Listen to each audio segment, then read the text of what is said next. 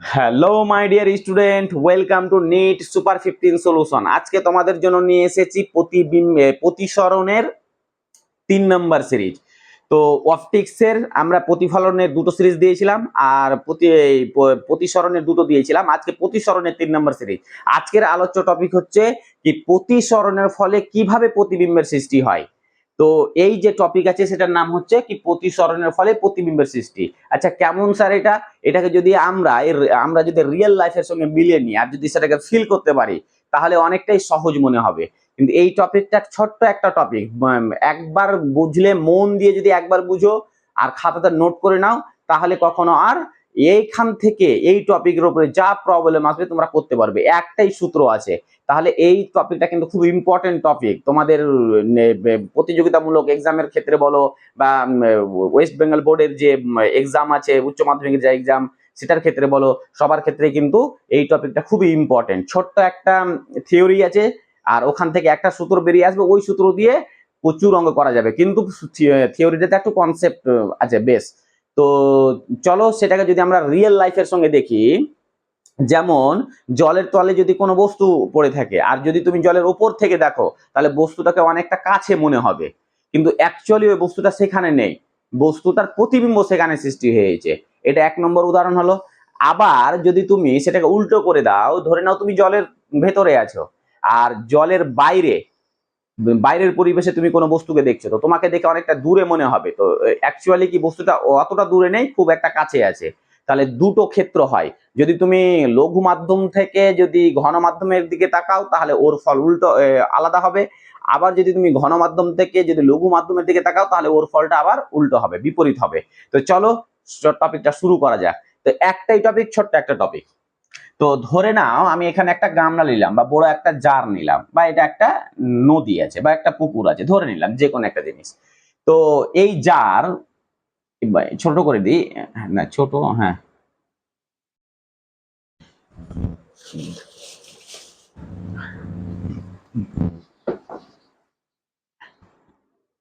এটাকে মিটে দিই আমরা।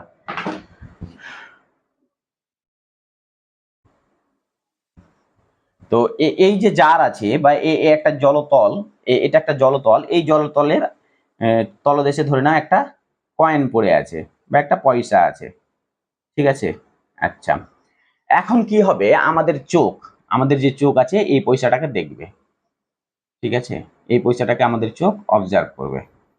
আচ্ছা, আমাদের চোখটা এই জায়গাতে আছে। এখন তুমি কোনো বস্তুকে কখন দেখতে পাবে? যখন ওই বস্তু থেকে কি হবে, রে বেরিয়ে আসবে, আর ওই রেটা তোমার চোখে গিয়ে পড়বে, তখনই তো তুমি বস্তুটাকে দেখতে পাবে। তার আগে তো তুমি বস্তুটাকে দেখতে পাবে না।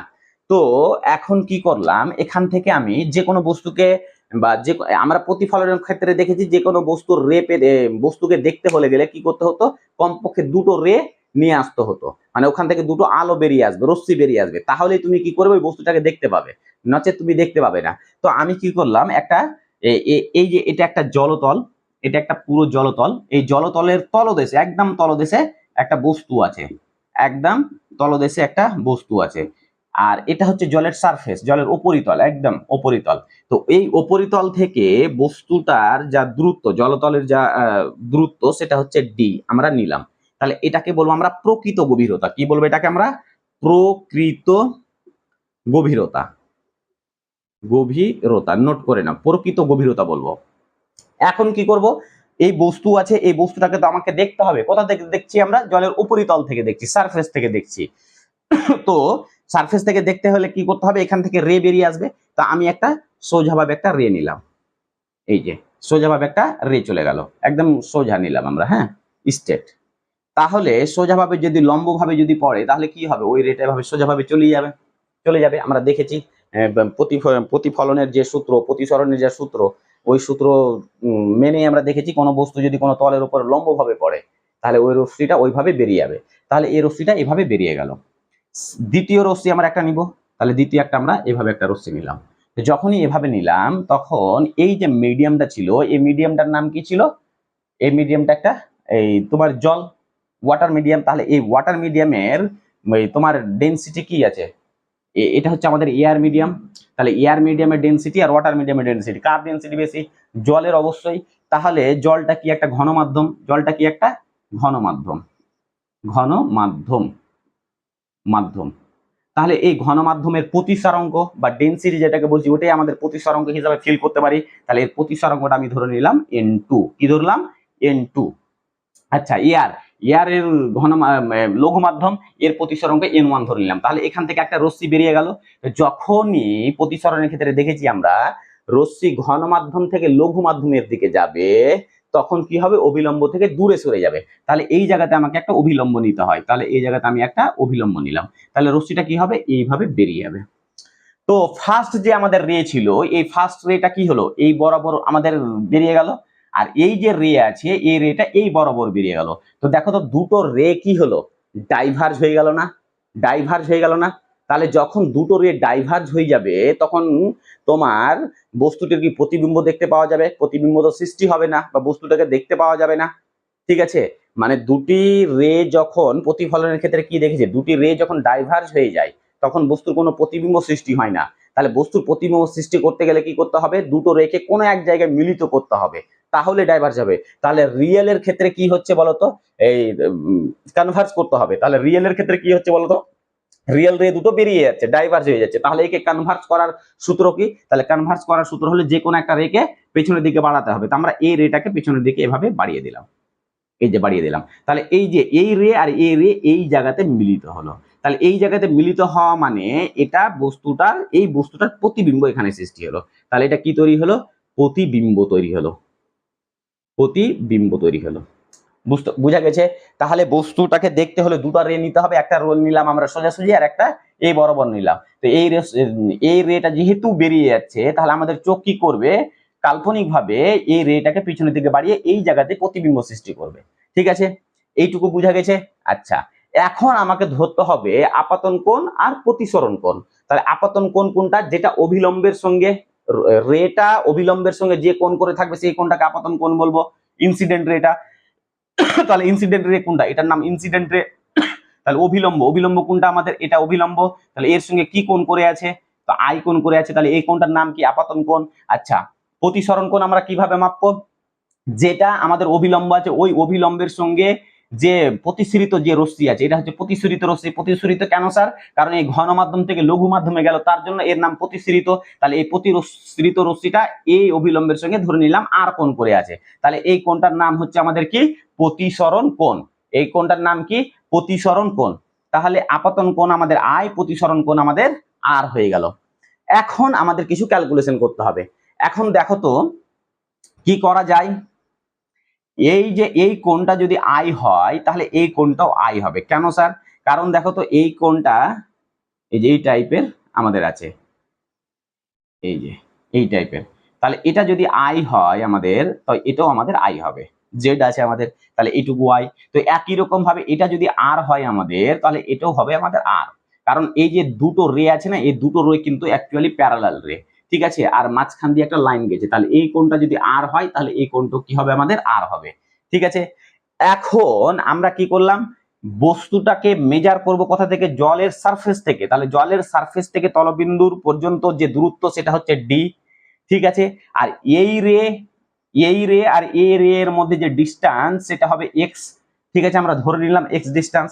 এখন আমরা কি করব, প্রতিবিম্ব যে সৃষ্টি হয়েছে, তো এই প্রতিবিম্বটা কত দূরে সৃষ্টি হয়েছে এটা কিভাবে মাপবো, তাহলে প্রতিবিম্ব হোক বা বস্তু হোক, যে কোনো তোমাকে গভীরতা মাপতে গেলে, যে কোনো ধরে নাও কি তোমাকে বললো কি বস্তুটা জলের কত গভীরে আছে, তাহলে তুমি কি করবে, জলের গভীরে মানে কি, তোমার জলের উপরিতল থেকে কতটা গভীরে আছে সেটা মাপতে হবে। তাহলে সবসময় সারফেস থেকে মাপবো প্রতিবিম্বটা।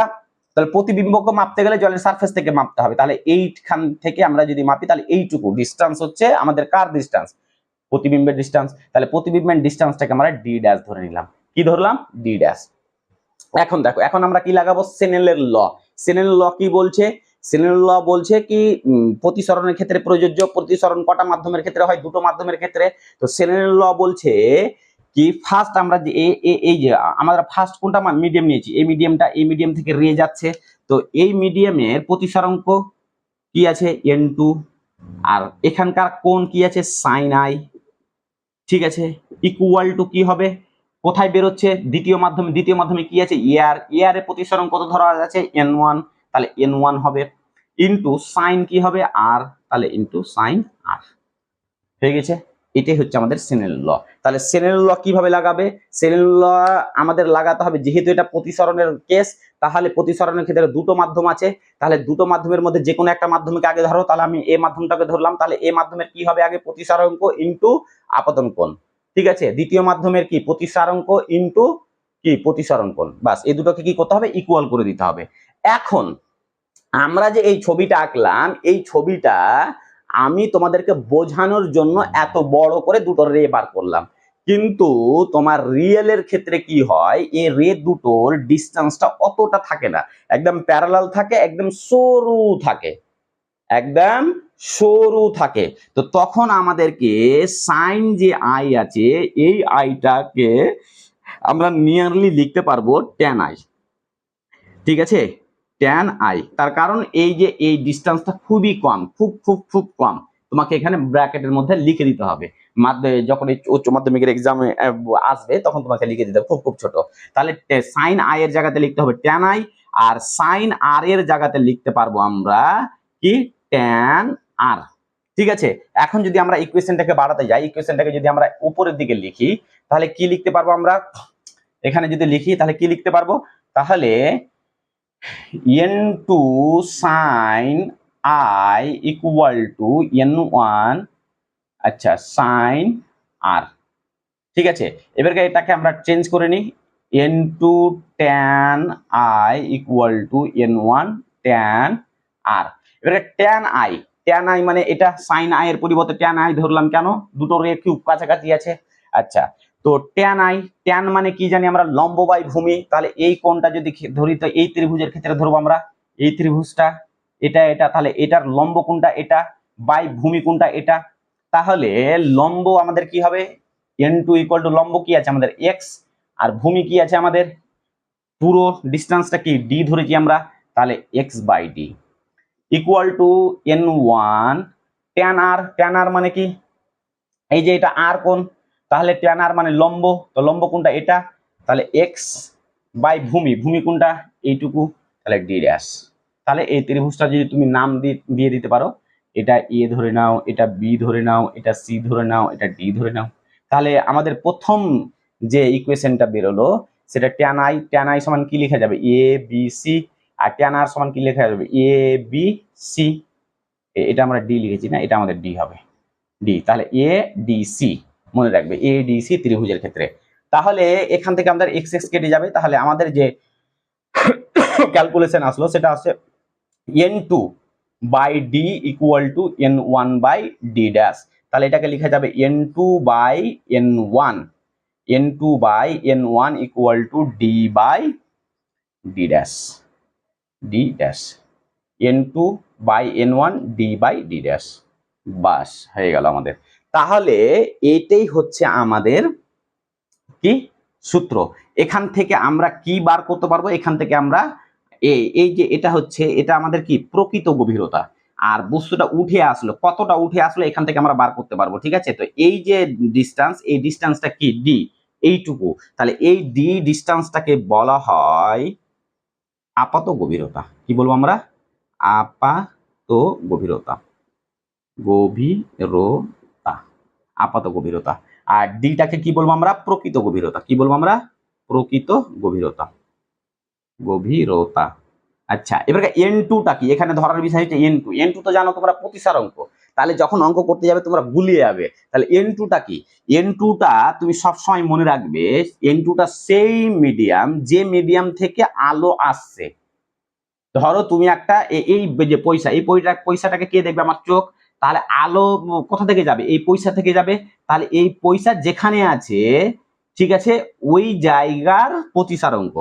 তার মানে n2 মানে যেখান থেকে আলো আসবে, যেখান থেকে আলো আসে, আসছে বা আসবে, আসবে লিখে নাও। তাহলে ওইটারই প্রতিসারাঙ্ক। আর n1 টা মানে যেখানে আলো যাবে। আলো কোথায় যাচ্ছে? এয়ার মিডিয়ামে যাচ্ছে। এয়ার মিডিয়ামে তো আমাদের চোখ আছে, আমরা এখান থেকে দেখছি। তাহলে যেখানে আলো যাবে, যেখানে আলো যাবে আলো যাবে। ঠিক আছে, আর হয়ে গেল এই চারটাই। তাহলে আমাদের সূত্রটা কি, n2/n1 = d/d ড্যাশ। অঙ্ক করলে একদম ক্লিয়ার হয়ে যাবে, কোনো সমস্যা থাকবে না, টুকে নাও।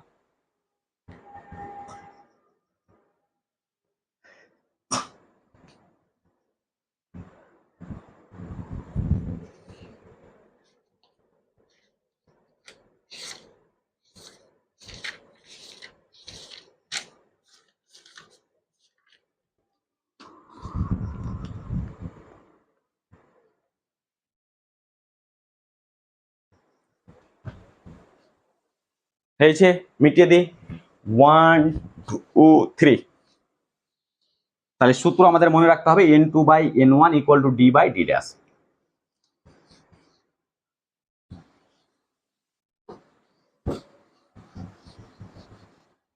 আচ্ছা, বেশি না, দুটো অঙ্ক করব, তাতেই তোমাদের কনসেপ্ট ক্লিয়ার হয়ে যাবে। দুটো অঙ্ক করব, বেশি করব না, আমরা দুটো অঙ্ক করব। ঠিক আছে, চলো। ফার্স্ট ফার্স্ট নিউমেরিক্যাল, যেটা আমাদের একদম পরীক্ষা এক্সামে এসে ওটাই করছি। অঙ্কটা কি বলছে, বলছে একটি পাত্রের তলদেশে একটি দাগ আছে। একটি পাত্রের তলদেশে, ধরে নাও এটা একটা পাত্র, এই পাত্রের তলদেশে আমরা সূত্র লিখে নিই। আমাদের সূত্র কি ছিল, n2/n1 = d/d ড্যাশ। এটাই তো আমাদের সূত্র ছিল, n2/n1 = d/d ড্যাশ।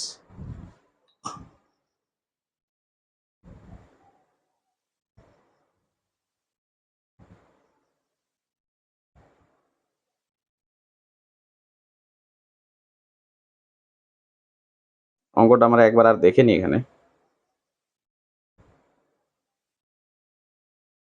আচ্ছা, তো আমাদের সূত্র কি ছিল, n2/n1 = d/d ড্যাশ। তো অঙ্কটা আমাদের কি বলছে, কি একটি পাত্রের তলদেশে একটি দাগ আছে। তাহলে পাত্রের তলদেশ এটা, এই জায়গাতে একটা কি আছে, দাগ আছে আমাদের। তারপরে নেক্সট বলছে কি 1.4 প্রতিসরাঙ্কের কোন তরল ওই পাত্রে ঢালা হলো। বলছে এই পাত্রে একটা তরল ঢালা হলো, যার প্রতিসারাঙ্ক, যার কি বলেছে, প্রতিসারাঙ্ক। তার প্রতিসারাঙ্ক মানে n এর মান বলেছে, তার মানে n এর মান আমি n1 না n2 দিলাম না। ঠিক আছে, কেন দিলাম না, তোমরা ভালো বুঝতে পারবে তার জন্য ধরে নিলাম n = 1.4, মানে কার প্রতিসারাঙ্ক, কার এখানে যে জল আছে ওই জলের প্রতিসারাঙ্ক। তারপরে কি বলেছে, তলের গভীরতা 3.5, তলের গভীরতা মানে এইটুকু দেওয়া আছে 3.5। তাহলে এই গভীরতাটা কি, প্রকৃত গভীরতা, এটা কি প্রকৃত গভীরতা, গভীরতা। তারপরে কি বলছে, হ্যাঁ, হলে ওপর থেকে দেখলে দাগটি কতটা উপরে উঠবে। বলছে যদি তুমি ওপর থেকে দেখো, তুমি ওপর থেকে দেখো, এই যে এখান থেকে যদি তুমি দেখো, তাহলে এই যে আমাদের আছে, মুদ্রা আছে, ঠিক আছে, বা দাগ আছে, এই যে দাগটা তাহলে কতটা উপরে উঠে আসবে। তাহলে উপরে উঠে আসবে মানে কি, আপাত গভীরতা কত হবে সেটা জিজ্ঞাসা করেছে, আপাত গভীরতা। এবারে আমাদের সূত্র বসাতে হবে। সূত্রটা কি আমাদের, n2/n1 = d/d ড্যাশ। n2 টা কি আমি জানি, আমরা n2 n1 এর মান আমরা ধরলাম না। এবারে আমাদের কি করতে হবে, আমাদের আগে সূত্রটা বসিয়ে দিলাম। এবারে n2 সমান তো আমরা জানি কি, n2 টা কি, যেখান থেকে আলো আসে। তাহলে আলো কোথা থেকে আসবে, আমাদের কি দেখতে বলছে, আমাদের দেখতে বলছে দাগটা কতটা উপরে আসবে। তাহলে দাগটাকে দেখতে গেলে কি হবে, দাগ থেকে রশ্মি বেরিয়ে আসবে। তাহলে যেখান থেকে রশ্মি বেরিয়ে আসবে, কোথা থেকে, দাগ থেকে। তাহলে দাগটা কোন মিডিয়ামে আছে, জল মিডিয়ামে আছে। জল মিডিয়ামের প্রতিসরাঙ্ক কত, 1.4। তাহলে এখানে হবে 1.4। বুঝা গেছে, মানে যেখান থেকে আলো বেরিয়ে আসবে, আলো না বেরিয়ে আসে তুমি বস্তুটাকে দেখতে পাবে না। বাই n1, যেখানে আলো যাবে, যেখানে আলো বা রশ্মি যাবে, আলো কোথায় যাবে, এয়ার মিডিয়ামে। তাহলে এয়ার মিডিয়ামের প্রতিসরাঙ্ক বলা নাই, কিন্তু আমাকে ধরে নিতে হয় 1 = d। d মানে কি, ডিটা হচ্ছে আমাদের প্রকৃত গভীরতা, কত আছে 3.5। আর কার মান বার করতে বলেছে, ডি ড্যাশ মানে আপাত গভীরতার মান। তাহলে ডি ড্যাশ এর মান বার করে নাও। তাহলে ডি ড্যাশ সমান কি হয়ে যাবে, 3.5/1.4। তাহলে এটাকে ক্যালকুলেশন যদি আমরা করি তাহলে কত আসবে, 2.5।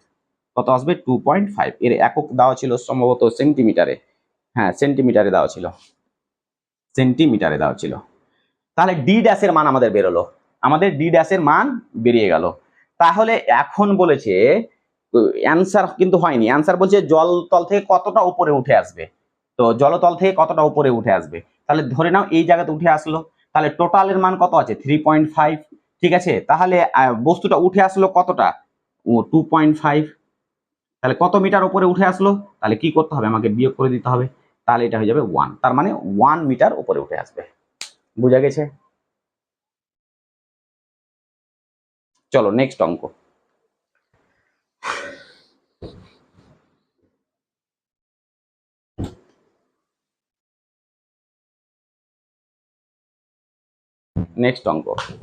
নেক্সট অঙ্ক একটা বলছে, আচ্ছা একটা অন্য রকমের অঙ্ক আমি তোমাদের দেখিয়ে দিই।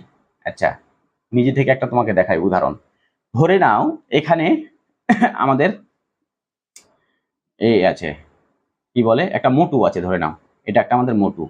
কি আছে, উপরে একটা আমাদের মোমবাতি বা, আচ্ছা উপরে আমাদের একটা কয়েন আছে, ধরে নাও মোটুটা জলের তলে আছে। কোথায় আছে, জলের তলে। জলের যে প্রতিসরাঙ্ক দেওয়া আছে 1.5 ধরে নাও, আর এয়ারের প্রতিসরাঙ্ক আছে 1।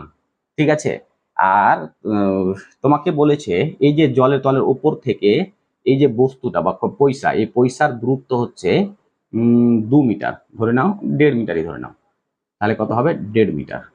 1.5 মিটার বা 1.5 সেন্টিমিটার, 1.5 সেন্টিমিটার ধরো, 1.5 সেন্টিমিটার। বোঝা গেছে?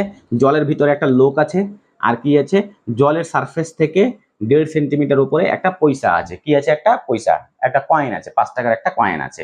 এখন বলছে কি এর প্রকৃত উচ্চতা কত হবে, প্রকৃত গভীরতা, ধরে নাও প্রকৃত উচ্চতা কত হবে, প্রকৃত না আপাত, আচ্ছা সরি, আপাত আপাত উচ্চতা কত হবে, বা দূরত্ব কত হবে, উচ্চতা কত হবে বা দূরত্ব কত হবে, তোমাকে জিজ্ঞাসা করেছে। তাহলে তুমি সূত্র কি লাগাবা, সূত্র একটাই তোমাদের, n2/n1 = d/d ড্যাশ। আচ্ছা n2টা কি, n2টা হচ্ছে যেখান থেকে আলো আসবে। এবার মজার বিষয় হলো এখানে n2টা কোনটা ধরবো, এটা না এটা। তাহলে তোমাকে দেখতে হবে আমাদের কাজ কি, পয়সাটাকে দেখার। তাহলে পয়সাটাকে দেখতে গেলে পয়সা থেকে রে আসবে, তাহলে পয়সাটা কোন মিডিয়ামে রাখা আছে, যেখান থেকে রে আসবে সেই মিডিয়ামটা ধরবো। তাহলে রেটা কোথা থেকে আসবে, এখান থেকে কোথায় যাবে, জলের নিচের, মানে যে মোটুটা কি পয়সাটাকে দেখছে, তাহলে মোটুর চোখের রেটা যাবে। তাহলে মোটুর চোখে যদি রে যায়, তার মানে জলের তলের উপরিতল থেকে আসছে, তাহলে উপরিতলে কি আছে, এয়ার আছে, তার মানে n2 এর মান হয়ে যাবে 1/n1। কোথায় যাচ্ছে রেটা, জলের ভিতরে যাচ্ছে, তার মানে 1.5 ইকুয়াল টু, এই ডিস্টেন্সটা কত দেওয়া আছে, মানে অ্যাকচুয়ালি আমাদের প্রকৃত যে গভীরতা সেটা কত দেওয়া আছে, 1.5 দেওয়া আছে।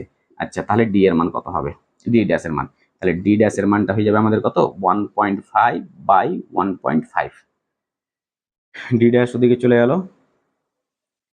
আচ্ছা ও ডি ড্যাশ এর মান বার করতে হবে তো নাকি, আচ্ছা ডি ড্যাশ, সরি, তাহলে ডি ড্যাশটা হয়ে যাবে আমাদের, ডি ড্যাশ হয়ে যাবে 1.5 গুণিত 1.5, ব্যাস হয়ে গেল। এবারকে আমাদেরকে কি করতে হবে, পরবর্তীতে এটা থেকে এটা বিয়োগ করে নিতে হবে, তাহলে হয়ে যাবে। এখান থেকে 1.5 গুণ করে যেটা হবে আসল ডিস্টেন্স থেকে বিয়োগ করে দাও, দেখবে তোমাকে অনেকটা ওই এখন তো তোমাকে দেখাচ্ছে অনেকটা দূরে দেখাবে, অনেকটা দূরে দেখাবে।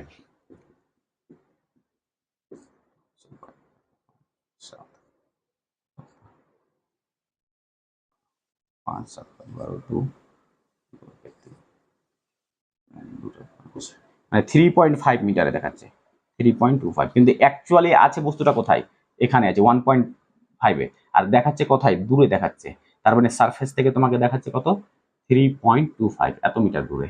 তাহলে কতটা মানে উপরে উঠে গেছে, তাহলে তোমার 1.5 থেকে ওটা বিয়োগ করে দাও, 1.5 থেকে ওটা বিয়োগ করে দাও, তার মানে 1.5 মিটার পার্থক্য দেখাচ্ছে, তারও বেশি দেখাচ্ছে। দেখো তো এটা উল্টো হলো, আমরা যখন জলের ভিতরে কোনো বস্তুকে দেখবো তাহলে বস্তুটাকে উপরে মনে দেখাবে, কিন্তু অ্যাকচুয়ালি নিচে আছে বস্তুটা।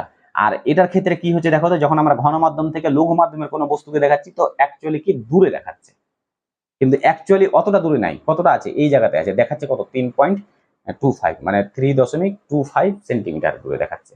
তাহলে দুটোর ক্ষেত্রে আলাদা। তাহলে এই সমস্ত টপিক, এই সমস্ত অঙ্কগুলো এই টপিক থেকে আসে। আর এই জেইতে বলো, তোমার নিটে বলো, উচ্চ মাধ্যমিক পরীক্ষায় বলো, সব জায়গায় কম্পিটিশন পরীক্ষায় এই অঙ্কটা আসে। তাহলে আশা করছি তোমরা বুঝে গেছো। আর আমার ক্লাস করার সঙ্গে সঙ্গে তোমরা কিন্তু নোট করে নিবে, মানে প্রত্যেকটা কথাই কিন্তু ইম্পর্টেন্ট। আর নোট করে নিলে একবার যদি তোমরা দুবার দেখো, অপটিক্সটাকে তোমাদের কি করতে হবে, প্র্যাকটিস করতে হবে। তোমরা যত প্র্যাকটিস করবে অপটিক্সে তোমরা তত ভালো স্টুডেন্ট হবে। ঠিক আছে, আর আমার লেকচারের মধ্যে 2-4টা কথা হয়তো আমরা ভুলে ভুলে অনেকটাই কিছু বলে দিই, হয়তো 5 কে 3 বলে দিই বা 3 কে 5, বা প্রতিসরণকে প্রতিশ্রুত বলে কোন সময় তো মনে কিছু করবে না, বুঝে নিবে কি স্যার ওটাই বলতে চাইছিল। অ্যাকচুয়ালি আমি সঠিকটা বলতে চাইছি কিন্তু মাইন্ডটা অন্যদিকে চলে যায়। তো ওকে, আর যারা এর আগের সিরিজ দেখোনি অবশ্যই তোমরা সিরিজগুলো দেখবে এবং সাবস্ক্রাইব করে দিবে। ভালো লাগলে অবশ্যই কমেন্ট করবে, লাইক করবে, শেয়ার করবে, যাতে আরো এই ভিডিওগুলো মানে ভালো ছাত্রদের কাছে পৌঁছায়, যারা হয়তো পয়সা টাকা খরচা করে হয়তো মিশনে থাকতে পারছে না বা টিউশন পড়তে পারছে না, তাদের জন্য আমার এই অসাধ্য একটা সাধন করছি, যাতে তারা ভালো কিছু একটা করতে পারে। তো ওকে, থ্যাংক ইউ।